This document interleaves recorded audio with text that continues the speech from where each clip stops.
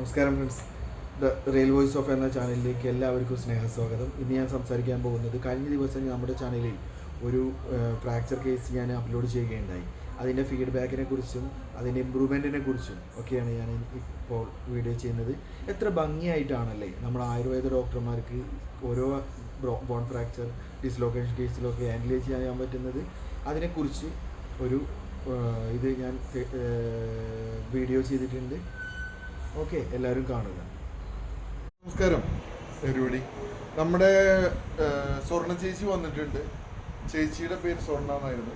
ചേച്ചിക്ക് നമ്മൾ കെട്ടിയിരുന്നു. കെട്ടിയിട്ട് ഇപ്പോൾ അഴിക്കാൻ പോവാണ്. അഴിച്ചു. വേദനയൊക്കെ കുറവുണ്ടെന്ന് പറഞ്ഞു ചേച്ചിയുടെ ബുദ്ധിമുട്ടുകളൊക്കെ കുറഞ്ഞു. എന്തായാലും നല്ലതല്ലേ ചേച്ചി? എന്തായാലും ഓക്കെ. ശരി. ആ ചേച്ചി നമസ്കാരം.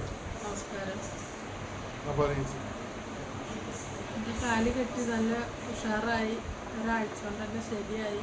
സാധാരണക്കാർക്കൊക്കെ ഇപ്പൊ വേദന ഒന്നുമില്ല, കുഴപ്പമൊന്നുമില്ല. പ്ലാസ്റ്റർ ഓഫ് പാരീസ് ചെയ്യുന്നതിന് പകരം അതെ, ഇവിടുന്ന് കെട്ടിയതാണ്. സാറ് കെട്ടിയതായിരുന്നു. അതിപ്പോൾ നല്ല ശരിയായി. അരുൺ സാറ് കെട്ടിയതാണ്. ഇപ്പൊ നല്ല ശരിയായി, കുഴപ്പമൊന്നുമില്ല. നടക്കാനായി. പിന്നെ എനിക്ക് തൈലം തേക്കാൻ പറഞ്ഞിട്ടുണ്ട്. ഒരു കുഴപ്പമില്ല.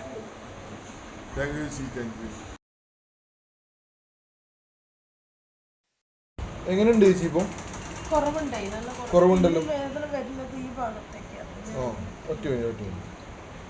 ആ വിരലൊക്കെ പറ്റ സുഖമായിരുന്നു. ഇതിനാണ് ചെറിയ. ഓക്കെ ചേച്ചി, സത്യം പറഞ്ഞാൽ റെസ്റ്റ് തീരെ എടുത്തിട്ടില്ല എന്ന് തന്നെ പറയാം അല്ലേ? ഓക്കെ ഞായറാഴ്ച മാത്രം റെസ്റ്റ്. ആ ഓക്കെ. ഇത് മരുന്നാവുമ്പോൾ സത്യത്തിലും റെസ്റ്റും കൂടെ ഉണ്ടെങ്കിൽ നന്നായിരുന്നു. എന്തായാലും കുറവുണ്ടല്ലോ. ഉള്ളിലേക്ക് മരുന്നൊന്നും കഴിക്കേണ്ടെന്ന് പറഞ്ഞു ചേച്ചി. പിന്നെ അന്ന് ഞാൻ തരാമെന്ന് പറഞ്ഞിട്ട് മരുന്ന് കഴിക്കും.